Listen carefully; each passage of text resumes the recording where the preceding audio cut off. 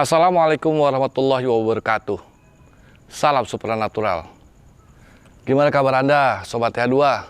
Semoga Allah Subhanahu wa Ta'ala memberikan Anda kesehatan, keselamatan, dan yang paling penting ialah dimudahkan rezeki Anda dengan halal. Amin amin Allahumma amin. Sobat TH2, untuk segmen kali ini tim hati-hati akan menceritakan sebuah peristiwa dan serta kejadian laka lantas misteri yang pernah dialami oleh pribadi diri saya sendiri, yang mana mengakibatkan kening sebelah kiri saya ini mengalami cacat permanen, dan juga membuat mata sebelah kiri saya ini tidak bisa melihat, sobat. Jika mata kanan saya ini ditutup seperti ini, saya tidak akan bisa melihat Anda, Sobat TH2. Tapi bila mata kanan saya dibuka ini, alhamdulillah Allah masih memberikan penglihatan kepada mata kanan saya ini. Sobat TH2, peristiwa atau kejadian laka lantas ini terjadi pada tahun 92, di mana pada waktu tahun itu saya masih duduk di kelas 3 SMA di daerah Kalibata. Saya bertempat tinggal bersama kedua orang tua dan kakak-kakak saya di daerah Tebet Timur Dalam. Tidak jauh dari rumah saya itu ada dua buah terowongan, Sobat TH2. Yang satu adalah terowongan kendaraan umum yang disebut dengan terowongan Tebet. Bila masuk terowongan itu akan menembus arah Cikoko.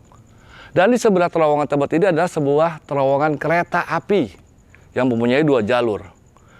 Nah, Sobat TH2, di jalur terowongan kereta api ini banyak sekali orang yang mengatakan terowongan itu angker, sobat. Karena apa? Menurut pengamatan saya, memang sering sekali terjadi kecelakaan yang memakan banyak korban jiwa. Kadang-kadang malam hari ada seseorang mendengar ada tangisan di dalam terowongan tersebut. Kadang juga ada yang mengatakan ada sebuah anak kecil yang minta tolong. Tapi pas dicek tidak ada siapa-siapa. Wallahu alam itu, Sobat TH2. Nah, Sobat TH2, pada suatu hari saya akan menghadiri reuni SMP bersama teman saya Fadli, tinggal tidak jauh dari rumah saya. Saya bersama Fadli ingin menghadiri reuni SMP di daerah Cikoko. Fadli dengan saya berangkat mengendarai sepeda motor saya pas badak maghrib. Sesampai di sekolah SMP itu, kami bertemu dengan teman-teman saya, melakukan acara hingga larut malam. Nah, pada pukul 11.30 malam hari, saya sama Fadli ingin berpamitan kepada teman-teman saya. Hey bro, gue balik dulu ya sama Fadli nih, udah agak malam. Ah, iya Bar, iya Fad. Lalu, tapi apa Sobat TH2? Salah satu dari teman saya yang bernama Adi berkata seperti ini. Hey Bar, Fat, hati-hati ya.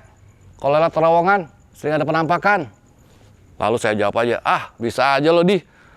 Nah, tidak seberapa sedang ngomong itu, saya dan Fadli berangkat untuk menuju pulang. Di perjalanan saya menuju pulang bersama Fadli dengan mengendarai motor itu, tiba-tiba saya tuh, kok ada perasaan gak enak gitu, Sobat TH2. Pas saat saya merasakan perasaan tidak enak itu, Fadli pun berkata kepada saya, Bar, perasaan lo enak gak sih, Bar? Kenapa ya, Fat? Perasaan gue gak enak nih. Udah, jangan ingat ngomongan Adi, udah, tenang aja, Fat. Lalu, Sobat TH2, saya menambah gas kecepatan motor saya. Karena terowongan itu sudah hampir dekat.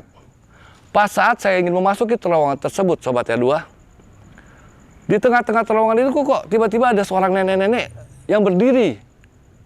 Fadli pun teriak kepada saya, awas, Bar! Lalu dengan sigap saya mengurangi kecepatan motor saya sambil mengerem. Tetapi pas saat saya udah mendekati nenek tua itu, kok nenek itu sudah tidak ada, sobat.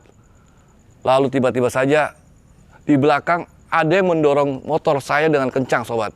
Hingga membuat saya terpental ke depan. Tak sadarkan diri. Nah, Sobat TH2, pas saat saya tidak sadarkan diri itu, kok saya merasa ada di sebuah padang pasir, sobat. Di siang hari. Dan saya di padang pasir itu juga membawa persenjataan yang lengkap, seakan-akan ingin perang. Tapi saya lihat di depan padang pasir itu tidak ada musuh, sobat. Saat saya melihat sebelah kiri, lah teman perang saya kok cuma satu orang. Dia bernama Jamal. Lalu saya tidak memikirkan hal, sobat. Lalu kemudian saya dan Jamal melihat di depan padang pasir itu, kira-kira bangsa 5 meteran lah. Saya melihat ada kotak berwarna hitam. Lalu sama saya dengan Jamal pun bertiarap sambil mendekati kotak hitam itu. Nah, sesampainya sudah di kotak hitam itu, tiba-tiba Jamal ingin membuka kotak hitam itu. Pas saat Jamal ingin membuka kotak hitam itu, tiba-tiba saja Sobat TH2 terdengar suara tembakan yang mengenai kening kepala sebelah kiri Jamal. Jamal pun terjatuh di tangan saya. Nah, pada saat si Jamal jatuh di tangan saya, kepala di tangan saya itu, pas saat dia ingin tewas, dia berkata kepada saya, "Hati-hati Bar." Lalu si Jamal pun tewas. Nah, keanehan yang berikutnya ini lagi, pas saat si Jamal dalam perang itu dia tewas, kok saya baru merasa melek gitu sobat. Dan melihat seakan-akan ada sinar di atas kepala saya. Saya pikir itu sinar matahari. Ternyata bukan Sobat Tia2, itu adalah sebuah lampu. Dan saya melihat keadaan saya sedang terbaring Sobat Tia2. Dan saya melihat sebelah kanan saya ada kedua orang tua dan kakak-kakak saya. Dan tidak berapa lama ada juga teman-teman saya. Lalu saya bertanya kepada ayah saya, "Ya, aku ada di mana nih ya?" Lalu ayahku berkata, "Kamu ada di rumah sakit, Runo." "Oh, emang kenapa ya?" Nah, akhirnya ayahku bercerita kepada saya bahwa pada saat saya ingin pulang dari reuni itu, Sobat Tia2, ternyata saya ditabrak oleh sebuah mobil. Yang mana mobil itu tidak melarikan diri. Lalu kemudian ada seseorang yang membawa saya ke rumah sakit UKI di Cawang ini. Sesampai di rumah sakit UKI itu, dokter memeriksa kepala saya. Dan dokter pun mengatakan bahwa tulang kepala saya itu mengalami keretakan dan harus segera dilakukan operasi.